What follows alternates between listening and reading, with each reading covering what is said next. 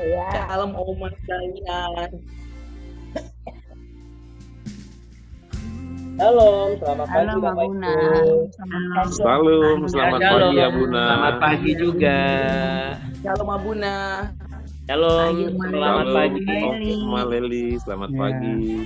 Selamat pagi. Shalom Mbak Oma. Leli. Selamat pagi semua. Selamat pagi dan semangat pagi. Semangat pagi. Selamat pagi. Iya, Ya, selamat semangat pagi. BW, Semangat pagi. jangan kasih kendor. Jangan kasih kendor. Jangan pernah Iya. kasih kendor. Ya, bagaimana kabar Bapak Ibu semuanya pada pagi hari ini? Luar biasa, Bu. Puji Tuhan. Puji Luar Tuhan, biasa Abuna. puji Tuhan. Senang sekali saya mendengar kabar Bapak Ibu semua selalu luar biasa. Karena Allah kita Allah yang apa Bapak Ibu? Baik. Baik, Baik, Baik. sangat sangat baik, baik, Sangat teramat baik. baik, Amat selalu baik. baik, selalu baik, Selama-lamanya. selamanya baik. selamanya baik, namanya Tuhan Yesus Kristus. Tuhan Yesus Kristus. Ya, jangan lupa saudaraku. Oke. Jangan lupa. Ya, Bapak Ibu sekalian,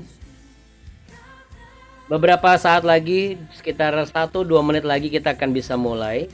Untuk itu Bapak Ibu masih ada waktu untuk persiapan sejenak sambil mendengar pujian ini dan saling menegur sapa, menanyakan kabar kepada saudara-saudari seiman. Ya, Bapak Ibu ya. Saya izin tinggal sebentar, oke? Ya. Halo, shalom. Leli. Leli.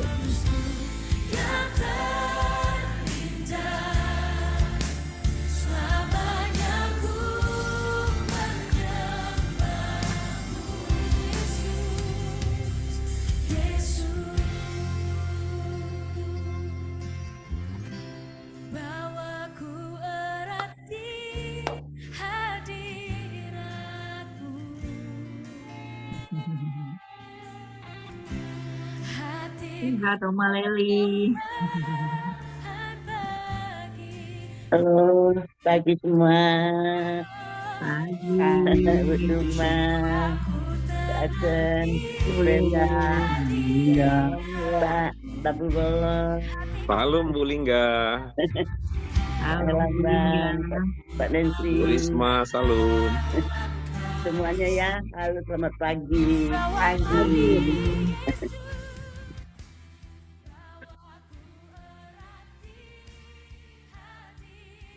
Ya, Bapak Ibu sekalian, saya percaya kita semua sudah siap untuk memulai BW kita pada saat ini.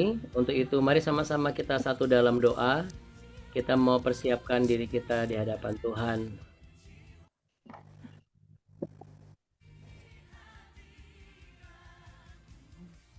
Baik, Bapak Ibu yang terkasih, mari kita satu di dalam doa.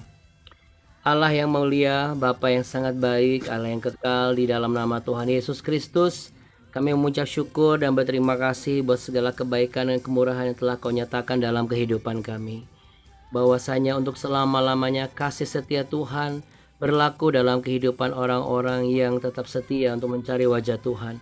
Dan biarlah Tuhan, Engkau melihat dan mencatat dari kerajaan-Mu, dan Engkau akan melimpahkan kasih karunia-Mu. Itu sebabnya kami mau belajar terus untuk merendahkan diri dan tunduk kepada otoritas tertinggi dan melawan si iblis agar iblis lari daripada kami dan kami mendekat kepadamu. Bapa kami dalam surga, dikuduskanlah namamu, datanglah kerajaanmu, menjadilah kehendakmu di bumi seperti di surga.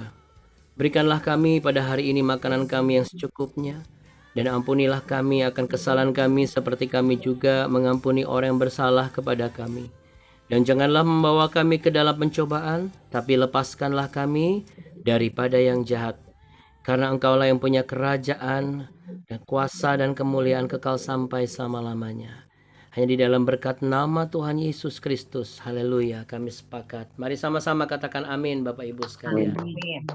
Amin. Ya, kita beri tepuk tangan untuk Allah kita yang hebat dan luar biasa. Ya, untuk itu Bapak Ibu yang terkasih, saya izin saya bantu ya untuk memute ya bagi yang belum di mute. Dan hari ini saya senang sekali bisa melihat wajah-wajah yang sudah lama sekali tidak muncul. Muncul lagi. Puji Tuhan. Tuhan sudah mendengar doa saya ya, dan juga Bapak Ibu semuanya. Untuk itu Bapak Ibu sekalian, kita mau sama-sama merayakan dan juga kita mau saling menguatkan satu dengan yang lain. Ada pujian yang akan kita naikkan sebentar lagi, dan saya percaya pujian ini akan memberikan kekuatan buat kehidupan Bapak Ibu semua, dimana setiap kita pasti akan mengalami yang namanya pergumulan. Setiap kita pasti mengalami yang namanya pasang surut ya. Tetapi biarlah ketika kita menghadapi setiap hal, gelombang-gelombang yang ada, Tuhan selalu hadir dan memberikan kita kekuatan yang baru, supaya kita menjadi representatif kasih dan juga kekuatan Allah. Sehingga apa Bapak Ibu, nama Tuhan, nama Bapa dipermuliakan. Amin. Untuk itu mari sama-sama kita naikkan pujian berikut ini.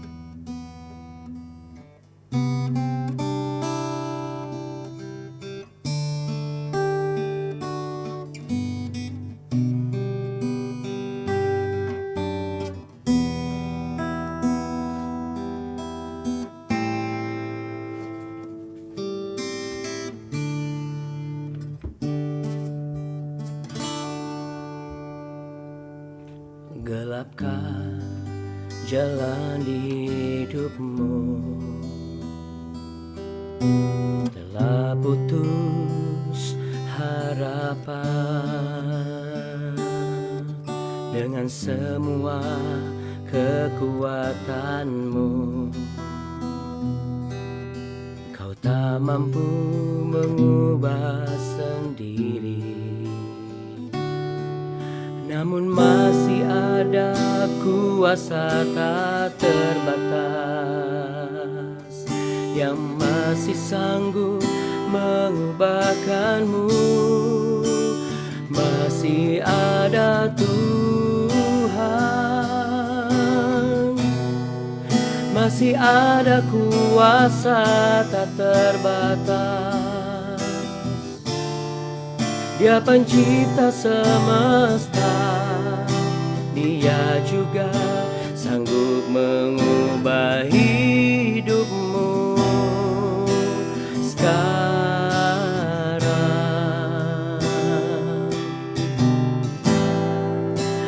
Masih ada Tuhan, masih ada harapan. Masih ada Tuhan, masih ada jawaban. Haleluya Yesus. Dia masih sanggup, Dia masih mampu, Dia masih Tuhan, Dia masih Tuhan, masih ada Yesus. Amin. Haleluya. Masih ada Tuhan, masih ada kuasa tak terbatas. Dia pencipta semesta, Dia juga sanggup mengubah hidupmu sekarang.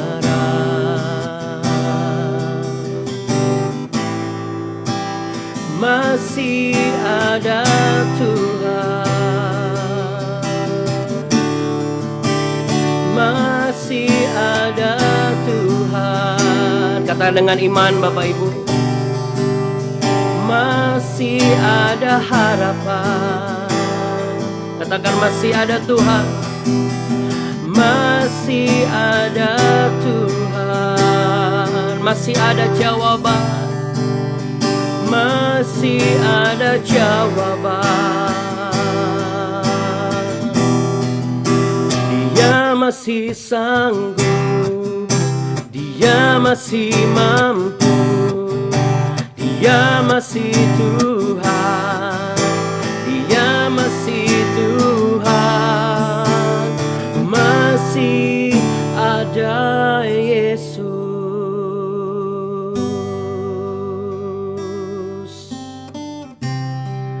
Masih ada kekuatan. Masih ada pemulihan. Masih ada keajaiban.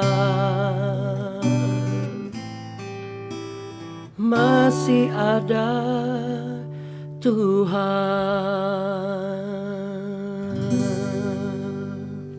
Yang sepakat percaya sama-sama katakan amin. Amin. Amin ya Bapak Ibu sekalian.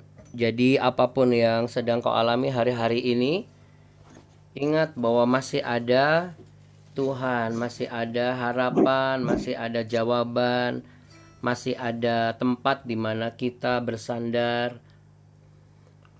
Masih ada salib Kristus yang memberikan kita kekuatan dan pertolongan. Ya, amin Bapak Ibu.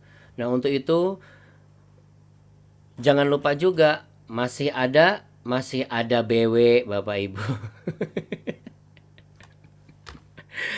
Iya, ya saya berharap bahwa di BW ini Bapak Ibu mengalami perjumpaan pribadi dengan Tuhan Yesus. Amin ya Bapak Ibu sekalian. Oke, amin ya, puji Tuhan. Baik Bapak Ibu, kita mau lanjutkan ya untuk BW kita kali ini. Ya, kita mau lanjut di perikop yang baru kalau tidak salah, di 1 Raja-Raja pasal yang ke-21. Ya, 1 Raja-Raja pasal yang ke-21. Mari kita sama-sama baca di tempat kita masing-masing ya. Oke. Dengan judul Kebun Anggur Nabot. Sesudah itu terjadilah hal yang berikut. Sesudah ayat 43 di 1 Raja pasal 20 ya, kita bicara kemarin mengenai hidup yang berdasarkan pemikiran sendiri atau kehendak Allah gitu ya. Nah, setelah Raja Ahab dengan kesal, hati dan gusar, kan itu menjadi kebiasaannya. Nah, sekarang kita mau baca lagi. Apa yang terjadi selanjutnya? Sesudah itu terjadilah hal yang berikut. Nabot, orang Yezreel, mempunyai kebun anggur di Yezreel, di samping istana Ahab, Raja Samaria. Berkatalah Ahab kepada Nabot, berikanlah kepadaku kebun anggurmu itu supaya kujadikan kebun sayur, sebab letaknya dekat rumahku. Aku akan memberikan kepadamu kebun anggur yang lebih baik daripada itu sebagai gantinya. Atau jikalau engkau lebih suka, aku akan membayar harganya kepadamu dengan uang. Jawab Nabot kepada Ahab, kiranya Tuhan menghindarkan aku daripada memberikan milik pusaka nenek moyangku kepadamu. Lalu masuklah Ahab ke dalam istana dengan, kembali lagi ya, kesal hati dan gusar, karena perkataan yang dikatakan Nabot orang Yezreel itu kepadanya. Tidak akan kuberikan kepadamu milik pusaka nenek moyangku. Maka berbaringlah ia di tempat tidurnya dan menelungkupkan mukanya dan tidak mau makan. Lalu datanglah Isabel istrinya dan berkata kepadanya, apa sebabnya hatimu kesal sehingga engkau tidak makan? Lalu jawabnya kepadanya, sebab aku telah berkata kepada Nabot orang Yezreel itu, berikanlah kepadaku kebun anggurmu dengan bayaran uang, atau jika engkau lebih suka, aku akan memberikan kebun anggur kepadamu sebagai gantinya. Tetapi sahutnya, tidak akan kuberikan kepadamu kebun anggurku itu. Kata Isabel istrinya kepadanya, bukankah engkau sekarang yang memegang kuasa raja atas Israel? Bangunlah, makanlah, dan biarlah hatimu gembira. Aku akan memberikan kepadamu kebun anggur Nabot orang Yezreel itu. Kemudian ia menulis surat atas nama Ahab, memateraikannya dengan materai raja, lalu mengirim surat itu kepada tua-tua dan pemuka-pemuka yang diam sekota dengan Nabot. Dalam surat itu ditulisnya demikian, maklumkanlah puasa dan suruhlah Nabot duduk paling depan di antara rakyat. Suruh jugalah 2 orang dursila duduk menghadapinya dan mereka harus naik saksi terhadap dia dengan mengatakan, engkau telah mengutuk Allah dan raja. Sesudah itu bawalah dia keluar dan lemparilah dia dengan batu sampai mati. Orang-orang sekotanya, yakni tua-tua dan pemuka-pemuka yang diam di kotanya itu melakukan seperti yang diperintahkan Izebel kepada mereka. Seperti yang tertulis dalam surat yang dikirimkannya kepada mereka. Mereka memaklumkan puasa dan menyuruh Nabot duduk paling depan di antara rakyat. Kemudian datanglah 2 orang, yakni orang-orang dursila itu, lalu duduk menghadapi Nabot. Orang-orang dursila itu naik saksi terhadap Nabot di depan rakyat, katanya, Nabot telah mengutuk Allah dan raja. Sesudah itu mereka membawa dia keluar kota, lalu melempari dia dengan batu sampai mati. Setelah itu mereka menyuruh orang kepada Izebel menyatakan, Nabot sudah dilempari sampai mati. Segera sesudah Izebel mendengar bahwa Nabot sudah dilempar sampai mati, berkatalah Izebel kepada Ahab, bangunlah, ambillah kebun anggur Nabot orang Yezreel itu menjadi milikmu, karena Nabot yang menolak memberikannya kepadamu dengan bayaran uang, sudah tidak hidup lagi, ia sudah mati. Segera sesudah Ahab mendengar bahwa Nabot sudah mati, ia bangun dan pergi ke kebun anggur Nabot, orang Yezreel itu, untuk mengambil kebun itu menjadi miliknya. Sampai situ dulu ya Bapak Ibu sekalian. Oke. Ya, Bapak Ibu yang terkasih, ketika saya membaca ini, saya langsung tergerak, ya muncul di impresi hati saya, ke 2 ayat Bapak Ibu. Ayat yang pertama adalah di 2 Korintus pasal 6 ayat 14. Yuk kita baca sama-sama. Di 2 Korintus pasal 6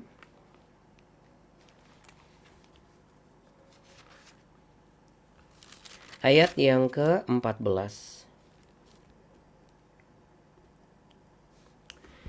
Di 2 Korintus pasal 6 ayat 14 berkata demikian.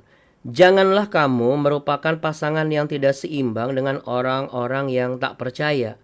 Sebab persamaan apakah terdapat antara kebenaran dan kedurhakaan? Atau bagaimanakah terang dapat bersatu dengan gelap? Jadi Bapak Ibu yang terkasih, sekarang kita bisa tahu ya, kenapa Allah itu wanti-wanti jangan ada kawin-mengawin dengan bangsa asing. Supaya apa? Supaya paradigma, perspektif ya, dan juga teori-teori ataupun sesuatu yang menjadi dasar pemikiran orang yang bukan dibentuk oleh kebenaran Allah yang hidup itu tidak bercampur dengan paham yang berbeda gitu. Nah, dalam hal ini saya bukan bicara mengenai menghindari pernikahan yang tidak satu aliran atau satu kepercayaan ya, bukan hanya itu saja. Kalau kita bicara mengenai konteks umum kan memang wajar. Kenapa? Karena lebih akan memudahkan setiap orang untuk menikah dengan yang agamanya sama, misalnya kepercayaannya sama. Tapi kalau memang terjadi, bagaimana Abuna? Ya, sekarang tinggal di kita nih. Kita mau jadi orang yang berpartner dengan kebenaran atau kita menjadi partnernya kejahatan. Karena setiap kehidupan kita selalu ada pilihan. Ya, jadi jangan sesali ketika ada yang sudah terjadi. Ya. Sekarang apa yang sudah Tuhan izinkan terjadi, Anda sudah bertumbuh dalam firman Tuhan, Anda sudah tahu kebenaran, berarti Anda teguh di dalam kebenaran Anda. Ya, sampai waktunya Tuhan itu Tuhan izinkan. Ya, tapi paling tidak sampai akhir nafas di dalam tubuh kita ini, kita tetap hidup teguh di dalam kebenaran iman kita akan Kristus Yesus sebagai juru selamat, ya. Ya, tentu itu. Nah, yang kedua adalah ketika saya membaca ini, saya pun juga dibawa kepada firman Tuhan di Amsal pasal 17 ayat 17. Di dalam Amsal pasal 17 ayat 17 ini bicara mengenai seorang sahabat menaruh kasih setiap waktu dan menjadi seorang saudara dalam kesukaran. Nah, dalam hal ini Bapak Ibu, sikap dan perilaku kita sebagai orang percaya harus berdasarkan 2 hal. Yang pertama adalah kita sebagai partner atau mitra di dalam melakukan kebenaran. Yang kedua adalah kita menjadi partner atau menjadi pihak yang memberi nasihat, memberi kekuatan dan juga memberikan contoh dan teladan dan memberikan satu motivasi, ya. Karena dalam kehidupan kita tidak tahu mana yang kita diperhadapkan dengan orang-orang yang bisa membawa pengaruh buruk di dalam kehidupan kita. Bisa saja kalau misalnya kita bicara mengenai pengaruh buruk di kantor, ya, bisa bicara mengenai pengaruh buruk dalam pelayanan, dalam circle pertemanan kita, termasuk juga di dalam keluarga besar kita. Ya. Seandainya ternyata selama ini tanpa kita sadari kita justru menjadi penyebab seseorang jadi nggak taat sama orang tua, nggak taat sama pimpinan, melanggar aturan perusahaan, lalu kemudian juga menjadi partner in crime atau mitra dalam melakukan sebuah hal yang sebenarnya tidak boleh dikerjakan. Apa itu Abuna? Contoh misalnya, mohon izin, seandainya ternyata di antara kita atau di antara yang menyaksikan ini tanpa disadari atau mungkin secara sadar tapi memiliki pemikiran sendiri karena belum tahu kebenaran, namun hari ini tahu betul bahwa ternyata saya seperti Isabel nih. Isabel ini kan sebenarnya harusnya ketika dia melihat suaminya yang cepat gusar, cepat kesal, dia harusnya memberikan petuah, dia harusnya memberikan ya sudah, kamu nggak usah marah, karena itu kan bukan milik kamu. Seharusnya kan dia bilang itu milik Nabot, wajar Nabot ngomong begitu, kan itu milik pusakanya. Harusnya dia memberikan nasihat lagi, kalau seandainya Nabot itu, kamu tuh di posisinya dia, kamu juga tidak mau kan ada raja yang dengan kekuasaannya main asal beli, seakan-akan semua bisa dibeli dengan uang. Sebenarnya kan gitu. Tapi ternyata Isabel bukan tipikal yang seperti itu. Bahkan lihat bagaimana dia atas nama kasih sayang merancangkan sebuah kejahatan yang sangat-sangat terkoordinasi dengan rapih. Bahkan dia mengatasnamakan seakan-akan dia pun juga menyembah Allah Israel. Padahal dia kan menyembah Baal. Tahu dari mana Abuna? Dia kasih alasan bukan Nabot menyembah Baal, tetapi Nabot mengutuk Allah dan raja. Jadi dia ini licik. Satu sisi untuk orang-orang Israel yang masih ada menyembah Allah yang hidup juga marah. Untuk orang-orang Israel yang menyembah Baal dan mengagungkan raja lebih daripada Allah juga marah. Gitu. Jadi supaya apa? Supaya ada dukungan untuk menjebak Nabot, memfitnah dia, agar apa? Agar Nabot bisa dihukum mati. Karena tidak ada alasan lain selain skenario seperti itu. Baru-baru ini saya sedang menyaksikan salah satu serial di film, dan judulnya itu menarik ya, Incarnation Money. Ya. Uang yang berinkarnasi. Bapak Ibu sekalian, ternyata uang ini bisa membuat seseorang berinkarnasi. Inkarnasi apa? Satu, jadi baik. Yang kedua, jadi jahat. Tapi rata-rata setiap orang ketika sudah memiliki uang banyak, dia akan berinkarnasi jadi jahat secara umum. Ada orang-orang yang seharusnya baik, tetapi karena dia punya teman yang juga memiliki skenario-skenario kejahatan, sehingga dengan kedudukannya ia pun menjadi jahat. Dan ia membenarkan semua tindakannya seakan-akan ia layak untuk dan berhak untuk melakukan itu. Nah, apakah kita juga selama ini seperti itu? Kita mengatasnamakan kebenaran, tapi tindakan kita tuh kejahatan. Kita mengambil yang bukan hak kita menahan hak orang, kita juga tidak memikirkan kebaikan dan juga kebutuhan dan kepentingan orang lain. Kita hanya memikirkan kepentingan dan kebutuhan diri kita sendiri. Segala sesuatu yang ada di dalam kehidupan kita, kenapa kita perlu untuk bertumbuh dalam firman dan kebenaran? Karena pada hakikatnya kita selalu diberikan kan kebebasan dalam kehendak. Nah, kebebasan dalam kehendak ini satu sisi sebenarnya adalah sebuah bukti nyata bahwasanya kita itu ikut dengan apa yang firman Tuhan katakan. Tapi satu sisi lagi ini celah yang begitu lebar. Apa itu Abuna? Iblis itu bisa mengadopsi sesuatu dan seakan-akan itu adalah kebenaran. Sehingga kita akhirnya berpartner nih dengan kejahatan. Kira-kira kayak begitu. Ya, jadi Bapak Ibu yang terkasih, terkadang kita memang harus, bukan terkadang ya, bahkan acap kali kita harus bisa mengambil sebuah keputusan dan memandang setiap situasi dan keadaan itu dengan cara apa? Dengan cara Tuhan yang memandang atau dengan cara kita yang melihat. Makanya Bapak Ibu yang terkasih, kiranya hari ini kita mau belajar. Jangan kita menjadi pasangan yang tidak seimbang. Saya nggak pernah, Abuna. Saya ambil contoh yang paling mudah. Misalnya seorang anak kecil ngambek karena sama mamahnya nggak dikasih izin makan es krim dan makan permen. Kenapa? Karena anaknya ini adalah sedang batuk dan demam. Lalu dilarang kan. Nah, habis dilarang, terus ketemu sama omanya. Terus omanya nanya, aduh gimana, kenapa sayang? Nah, dia merajuk nih sama kayak Ahab. Aku nggak mau belajar, aku nggak mau sekolah, habis aku dimarahin. Sambil dia buang ingusnya gitu, mohon maaf ya, terus dia batuk-batuk gitu. Nggak boleh dimakan permen sama nggak boleh makan es krim. Ya udah nggak apa-apa, udah biarin aja. Nggak usah ngomong sama mama papa kamu. Di sini oma beliin. Nah, ini satu tindakan yang nggak ada bedanya sama Isabel. Mengatasnamakan kasih sayang, tetapi apa? Berujung-ujung kepada apa? Dia meletakkan sebuah pandangan yang keliru kepada anak ini. Oh, berarti papa mama saya ini jahat. Yang baik ini oma. Padahal sebenarnya kan nggak kayak gitu. Oma wajar, setiap oma atau opa pasti akan lebih besar belas kasihannya. Dia akan lebih banyak melarang untuk keras dengan cucunya.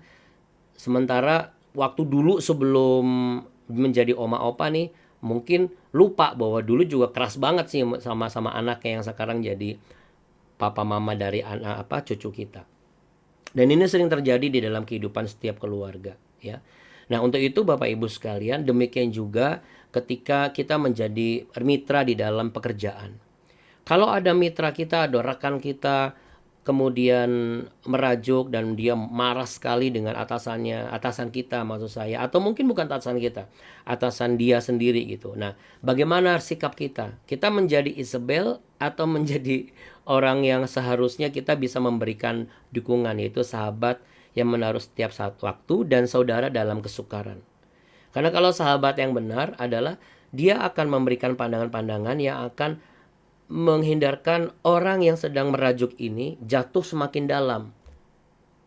Itu yang benar. Karena orang-orang yang sedang tersungkur, yang orang-orang yang sedang terjun bebas, itu orang-orang yang sedang mencari dukungan. Dukungan yang sesuai dengan apa yang dia rasakan. Kayak Ahab ini, dia kan cari dukungan. Bayangkan seorang raja, tapi perilakunya seperti anak kecil. Dia sudah tua, dia sudah berpengalaman. Jadi ini menunjukkan apa? Usia pasti terjadi, tapi kedewasaan belum tentu. Kedewasaan seorang itu belum tentu bisa terjadi gitu. Karena bisa saja kita pun juga seperti itu. Ya. Mungkin kita tidak seperti Ahab, tapi jangan-jangan kita seperti Isabel. Ya. Maksudnya tidak ada kejahatan. Tapi tanpa kita sadari kita menjadi bagian dari mitra kejahatan itu sendiri. Nah, jadi ada satu rema, sudahkah kita menjadi mitra atau partner di dalam kebenaran? Nah, mungkin kalau misalnya saudara, Bapak Ibu sekalian menanyakan bagaimana caranya ya. Nah, saya juga terus terang, saya bukan ahli dalam hubungan yang khusus secara suami istri seperti apa, karena saya bukan lulusan psikologi, tapi saya juga belajar dan banyak baca buku, dan beberapa dari sumber yang saya dapat, sebuah catatan dari terobosan dalam hubungan keluarga ya, Breakthrough in Family. Ada beberapa yang ingin saya bagikan. Jadi hubungan itu bisa sepadan, mencapai hubungan yang sepadan dalam kebenaran. Itu adalah jikalau ada yang namanya keselarasan nilai dan iman. Ya. Makanya dimulai dari keyakinan yang sejalan. Lalu kemudian pertumbuhannya juga bareng. Makanya ke tempat ibadah sama-sama. ke persetujuan doa sama-sama. Supaya apa? Supaya ada diskusi terbuka tentang iman, tentang tujuan hidup, kemudian prinsip-prinsip yang penting bagi suami dan istri. Nah, ini harus ada gitu. Harus terjadi. Memang ini tidak mudah. Kita kalau mendengar pasti teori aja Abuna. Saya juga sepakat, ini teori aja. Tapi bukankah semua teori yang kita bilang teori aja? Kalau kita nggak baca, kita nggak akan lulus TK, SD, SMP, SMA, kuliah. Bayangkan kalau semua buku pengetahuan itu kita berasumsi dan berargumen bahwa ini cuma teori. Lalu kita nggak baca. Apa yang terjadi? Kita pelangak-pelongo di kelas. Ujian kita nggak bisa menjawab. Nggak bisa baca tulis bahkan. Tetapi apapun yang kita anggap sebagai teori aja. Tapi coba deh kita pelajari lalu kita terapkan. Mungkin tidak akan langsung bisa. Karena sama seperti seorang bayi yang tumbuh juga nggak langsung bisa jalan dan lari-lari kan. Dia pasti merangkak dulu jatuh lagi. Merangkak dulu jatuh lagi. Ketika kita mencoba untuk mencapai hubungan yang sepadan dalam kebenaran ya. Partner atau mitra dalam kebenaran. Ya kita harus coba. Yang kedua adalah komunikasi terbuka. Komunikasi terbuka ini adalah yang jujur apa adanya. Dan ya terbuka aja gitu. Ini sebenarnya kunci ya Bapak Ibu. Bagaimana maksudnya Abuna? Ya bicara aja apa yang Anda tidak suka, apa yang Anda suka. Dan apa yang Anda jadikan sebagai pembelajaran. Lalu kemudian komunikasi terbuka itu memberikan sebuah wejangan atau nasihat ya atau peringatan ya. Diingatkan kembali karena setiap orang, setiap manusia jika tidak dibicarakan dia tidak tahu. Bahkan sudah tahu pun mungkin dia bisa lupa. Karena ada begitu banyak hal yang harus dialami oleh setiap orang, baik yang kerja maupun yang pelayanan, belum lagi rumah tangga, belum lagi kehidupan pribadinya. Makanya dibutuhkan setelah itu saling mendukung. Isabel memang mendukung Ahab. Tapi dukungannya salah.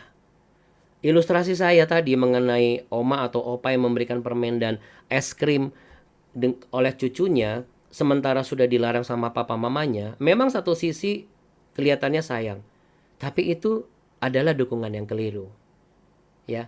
Jadi apa sih kalau situasi itu terjadi? Oma opa harus bilang, apa yang disampaikan oleh mamamu itu benar. Kamu tahu kenapa? Bukan mereka jahat. Karena Anda tahu nggak Bapak Ibu? Anak tidak pernah tahu apa arti kata jahat.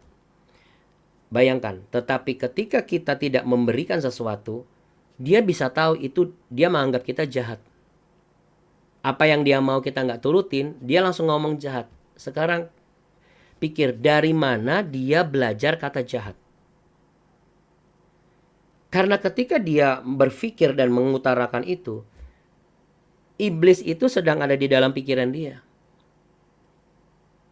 Makanya kalau memang ada anak-anak atau anak kecil yang mengatakan papa mama jahat, jahat.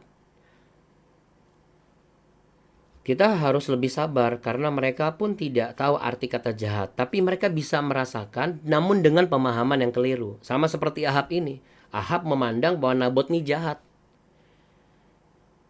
Sehingga tindakannya Isabel dipandang tidak jahat. Oh baik nih. Ya. Nah, hal yang keempat adalah apa? Doa bersama. Ya, saya berkali-kali menyarankan dan mengajak Bapak Ibu, yuk kita bangun mesbah doa bersama. Kenapa? Karena itu akan memperkuat ikatan spiritual antara saudara dengan pasangan saudara dan juga keluarga besar saudara. Nanti dari situ kita mulai belajar kan, bagaimana menghargai, bagaimana menghormati. Jadi akhirnya hubungannya sehat. Nah, kalau hubungannya sehat enak tuh bertumbuh bersama. Dan ini harus terus. Ya, supaya apa Bapak Ibu? Ketika ada konflik, diatasinya dengan bijak.